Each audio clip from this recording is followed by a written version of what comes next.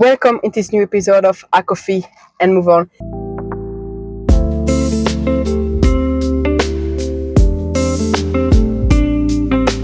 In today's episode, I want to talk about the need to escape. So when you went through a trauma when you were a kid or even an adult, and you always have that trauma on the back of your mind. So what happened to you is always there. It can take like so many forms. It can be like flashbacks, it can be nightmares, it can be anxiety, it can be fears of traveling, fears of going out of your house, or wherever it can be, but you have a fear and anxiety that is taking over you. And what you're gonna do to cope is you're gonna need to escape, or the feel that you need to escape. And that feel of escape can take like so many different forms. It can be like, for example, smoking, drinking, gambling, different drugs, or can be exercising or over exercising. It can be eating disorder or whatever. It can take like so many different forms. But what is in common with all of these points is going to be the need to escape. You're going to be so scared of your own mind that you're going to need to escape your own mind. You're going to need to feel dissociated, or you're going to need to feel like you're thinking about something else or doing something else to try to numb your brain or try to numb your body so your brain can slow down or your brain can just stop overpowering you. And I know I still suffer with that. My form is overexercising and controlling what I'm eating. And that form is taking off since I'm 18. Before I was 18, I had no idea of what a calorie was. I saw numbers at the back of a packet and I didn't know what it means. I'm like, yeah, it's just numbers on the back of a packet, so like no big deal. And then because I couldn't move because I had like some health issues, I gained quite a bit of weight and I was quite chubby. And I had comments from my mom that say like, oh, you need to lose weight, you need to be careful, you being too big. Maybe you should lose weight, maybe you should not eat that, maybe you should pay attention to what you're eating. Anyway, kind of comments like that constantly that made me think, okay, I need to change something. And when my pain in my kidneys, because I had like kidney stones that was really painful, and also had a malformation that caused me to not be able to get rid of those kidney stone. So when we could like get rid of all of the issues, and I was in way less pain, and I could move again, I tried to understand how can I lose weight, and it went too far. I learned about calories and I learned about exercise, and I'm like, oh my god, when I train, I feel good. When I train, I don't think about what happened to me. When I control what can I eat, I'm in control on what I eat. I can say, no, I don't want what you're cooking. No, I don't want that. Yes, I want that. No, I don't want that. And I was finally, for once, in control of my own life and my own body. And that felt so good. And that feeling was something that I needed for so long. So when I got control of it, I loved the feeling.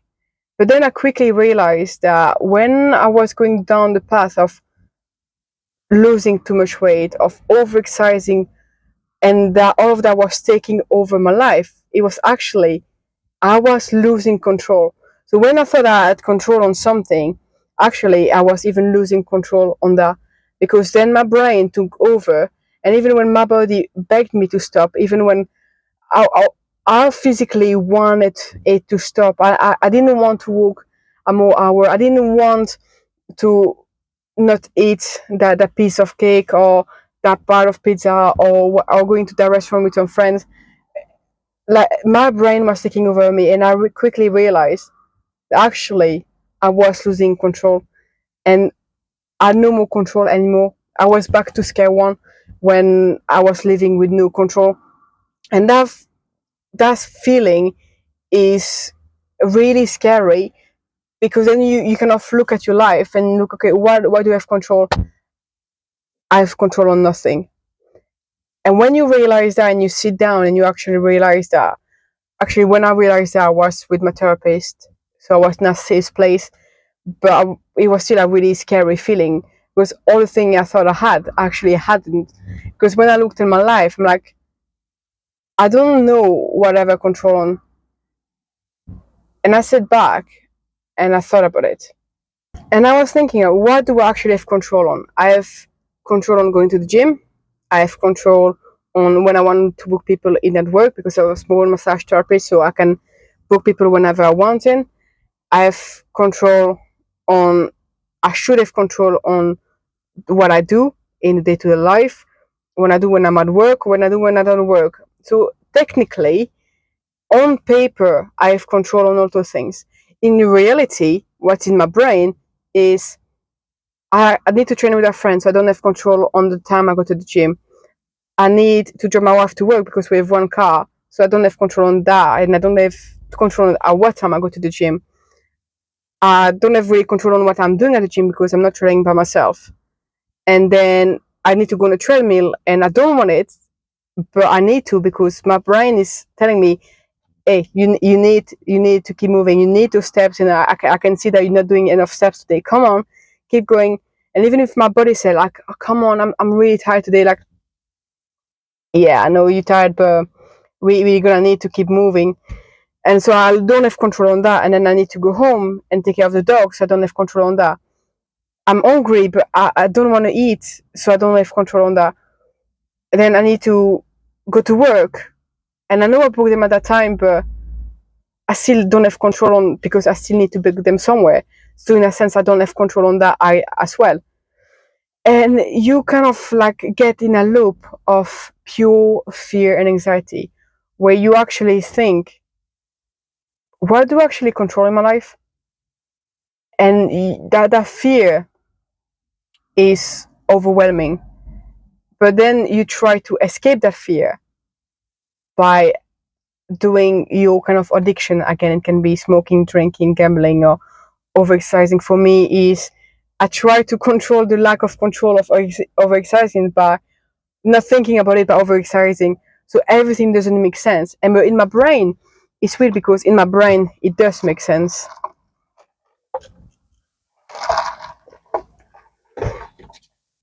And then you're gonna get stuck in a loop that you feel you cannot get out of.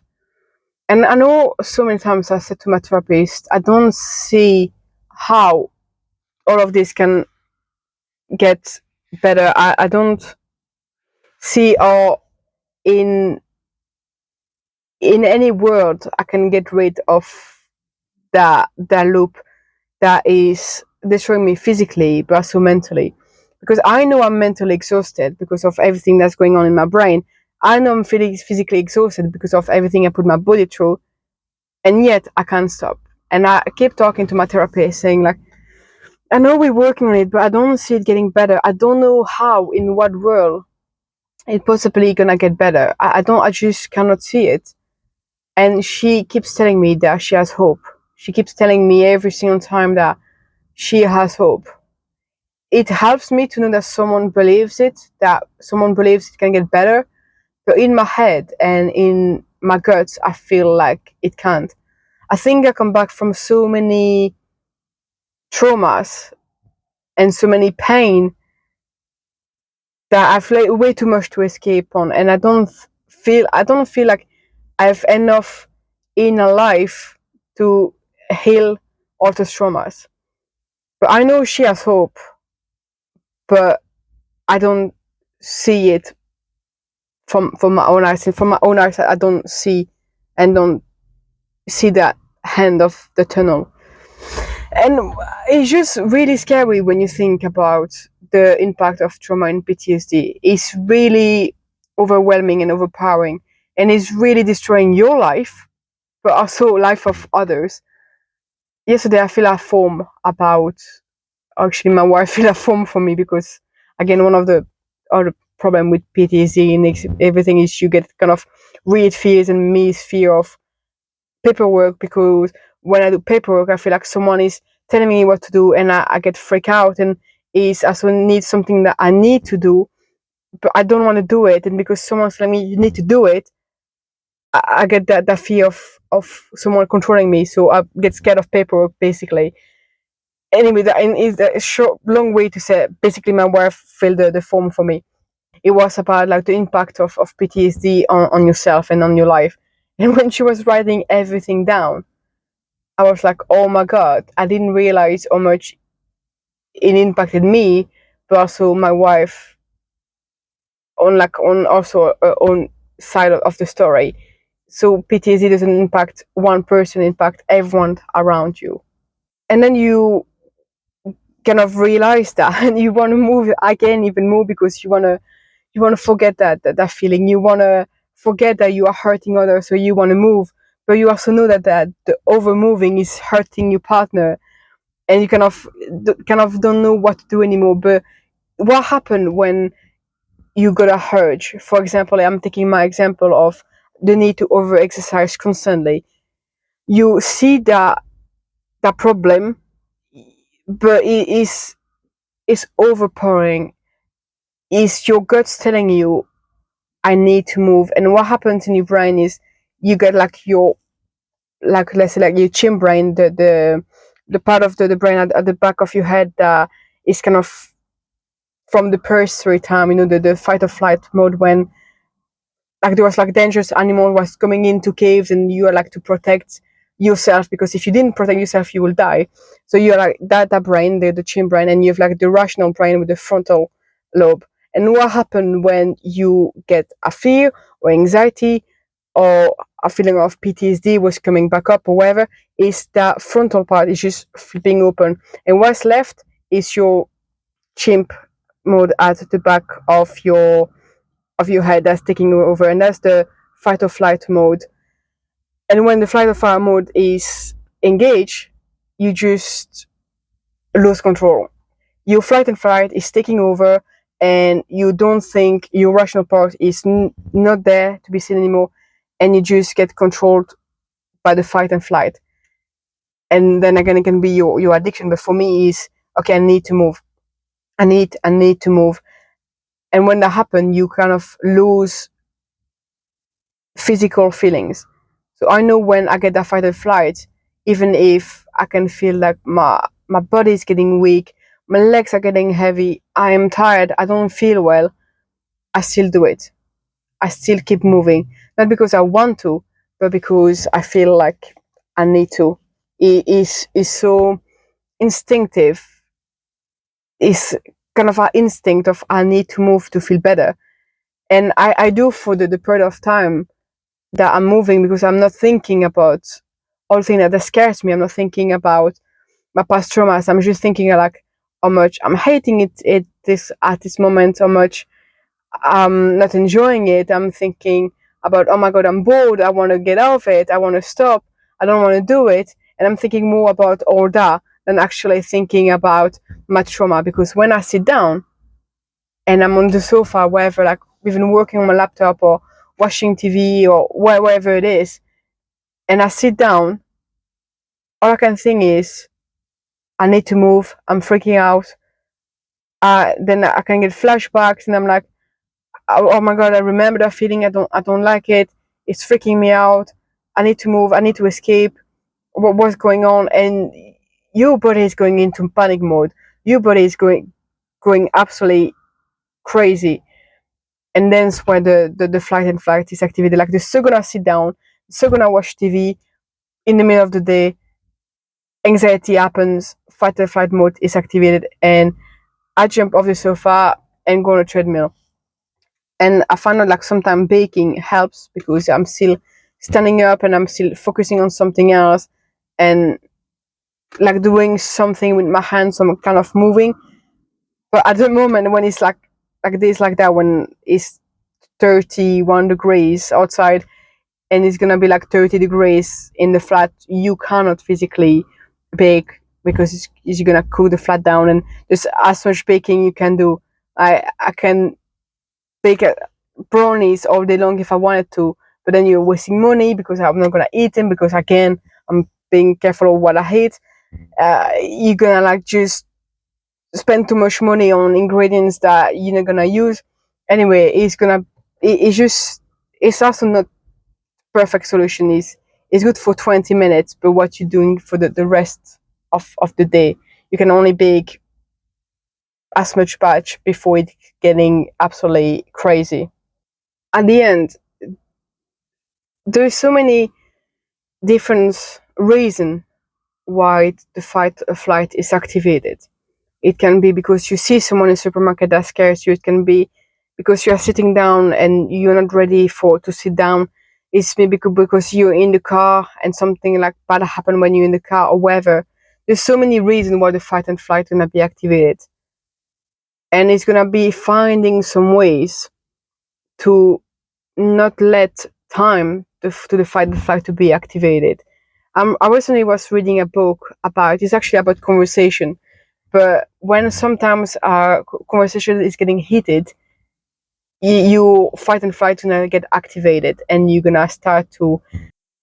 like say things that you didn't want to say. You're gonna do things that you didn't want to do. It's just gonna your fight and flight mode is gonna get engaged, and you won't think like rationally anymore, and the conversation won't go anywhere. But if you actually take the time to breathe and try to control your breathing, so the fight and flight is not taking over, you manage to have a normal conversation without ruining your relationship with the person. Because if you fight and flight get activated, you may say things that you are actually not thinking and that you're gonna regret in the future. And his technique that he's giving is to breathe, is pausing, taking the time to pause for 10 seconds and then saying what you want to say. And it's kind of the same with the fight and flight in away from the conversation. So let's say for example I'm on the sofa and I'm freaking out because I'm sitting down. He's taking the actual time to breathe for 10 seconds before doing an action. And I did that exercise with my therapist where twice a day for 1 minute I just breathe. I sit down, I put a timer on, and I breathe for 1 minute. So I don't need to think about the 1 minute going on because the phone is gonna ring, and I just breathe for 1 minute, and I sit down and just focus on, for example, my necklace. I just play with my necklace for 1 minute, and when the minute is over, I put the necklace down and I can go back to my activity. And that's learning to your body that for 1 minute you are safe. Like, did you die? Did anything happen? Did nothing bad happen? Did you get in danger? No, none of that happened. You freaked out, or you were about to freak out. You sat down for 1 minute and nothing bad happened. Then, if you need to go back to your activity, there is like overwalking or whatever you need to do, you can do it. But the idea is, we're not trying to fix it. We're not trying to stop you to do your activity. It's trying to tell you that nothing bad happened during that minute. That is to tell your body, I know you freaked out, but look, there was no reason about freaking out. It was just in your head. It was just something that triggered it, but actually nothing bad was going to happen. You're safe. And then it's going to be learning, after learning that, it's going to be learning to slowly reduce the thing that you're doing. For me, will be reducing the steps I'm doing every day. It's going to be reducing the activity I'm doing every single day. But all of that is not an easy process. It takes time and time and time. I've been with my therapist for more than a year now, almost 2 years. And it took us at least a year just to start to do that exercise. We've just been doing that for the past maybe 3 months, because all of before going to the stage of telling my body we're safe, you need to understand what's going on. You need to understand the trauma. You need to work on things that are like maybe more urgent or whatever. And then when both person kind of start to know each other, start to know how each other work, and start to understand what's okay, that's the trauma, what's the main issue, or we can fix that. You implement some exercises. But that's exercise that you could try it as well at home. It's just telling your body, I'm safe. You're safe. I was scared. Nothing happened. I go back to my day-to-day life. I don't think I need to tell you how impactful a trauma is going to be on you, on others. And I don't need to tell you as well how much work it's going to take to feel better, or to get better, or to go past some past traumas. It's going to take time, but it's possible. Even if inside you feel like me that there is no hope, that there is no way you're gonna get better, there's always one person that's gonna believe in you, And that person, you need to keep talking to them, keep asking, what do you think I'm gonna get better? What do you think I can get over, like, over all of that, or can I surpass that? What makes you think I can? And it's gonna be important that they keep giving you reassurance, because in those times you may feel like really alone. You're gonna feel a lot of pain.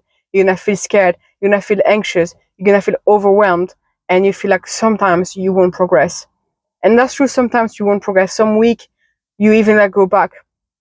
But the most important is like to look on the long term. Did you make progress? Yes, I did. Did I make progress that week? No, I didn't. But I made progress since the start, and that's what matters. It's not. It's not the day-to-day life. It's on the long term. It's the same as a diet. When someone is trying to lose weight, so there's some weeks that they won't lose weight. Actually, some weeks they're gonna gain weight, but they did lose weight from since day one. Yes, they actually did. So that's what matters the most. Nothing is linear. No progress is linear, and especially not therapy. Therapy is a real mess. Therapy is a real struggle. Or going back over trauma and surviving traumas and trying to forget them and going past them is a real journey. It's not gonna be easy, and it's gonna be a lot of weeks and a lot of months when you go back and feel like you didn't progress. But at the end, it's always trying to find out and trying to ask the person who believes in you, why do you think I can do it? And finding something that works for you, because not everyone is okay to open up to a therapist. Some people will need a different way to do it. Someone which is gonna need a friend to talk to, a shoulder to cry on, or someone they trust. Because when you come back from trauma, trust is gonna be really, really important. It's gonna find that person that you actually trust, and that can take time to find a person you actually will trust your life with. And you don't need like 10 people like that you trust. It's just one person. Just one person is more than enough. Just one person that you can talk to anytime you want. But it's possible. It's possible to come back from it. It just takes time. But try to breathe. Try to, and I know, trust me, I know it's so much easier said than done. The first time I did the breathing exercise for 1 minute, I felt awful. And I was at my therapist, I was in a safe place. I know I didn't have to move for 1 hour. I knew it, and still, like, being with my thought for 1 minute felt like an eternity, and I just wanted it to stop. And I know it's not easy. I know it's awful to be like stuck with your brain for 1 minute and think about like everything that happened.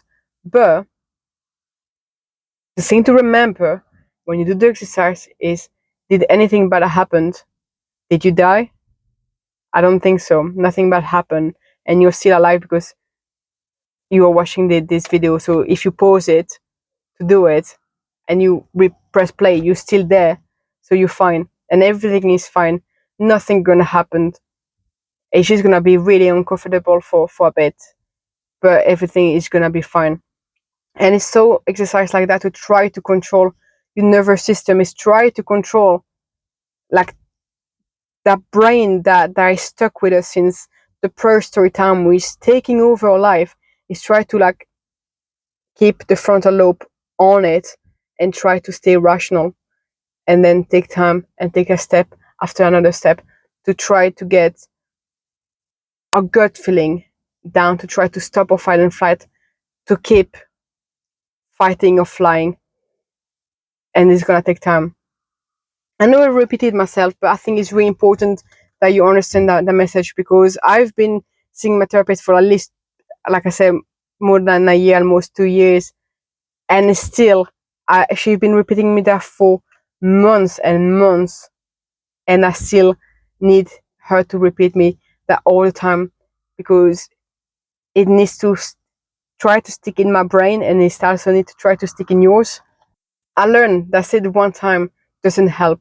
I learned that you need a few repetition for it to say like, okay, I'm safe. Okay, everything is gonna be fine. Because only one time doesn't feel real. But when you repeat enough time by yourself, or someone repeats it to you enough time, you start to actually see that it's true. You start to actually understand that that person is right. I know life is not easy and trauma is not easy, but you got this. And I hope that the podcast can help you to understand that you're not by yourself, that there is a lot of us in the same journey. There are different journeys, but in kind of the same boat, I guess, the fun boat of trauma and PTSD, but that you're not by yourself. And there's always someone you can talk to. You don't need to pay for a therapist if it's too expensive. If you need to, you can always send me a message on Instagram. I would be more than happy to talk to you and give you some advice on what I learned during all those months. Also, if you want, I also wrote a book actually about PTSD and trauma. I will put the link in the description. It's a book that explains the science of trauma and also some tips and tricks to help you move forward, and also tell more about like what actually happened to me when I was a kid, and that let me be the person who I am today, and also why actually I'm trying to keep helping others by, for example, doing a podcast, by writing a book, by writing a second book, and to try just to share my journey, because yes, I'm far from being at the end of my journey, but I made already so much progress, and I already opened my eyes on some things that I was doing that were wrong, and I'm trying to get better now. So if you like this podcast, please give a thumbs up. Please share it. It's gonna be really helpful for me and hopefully for others. And don't forget to subscribe, and I'll see you on the next episode.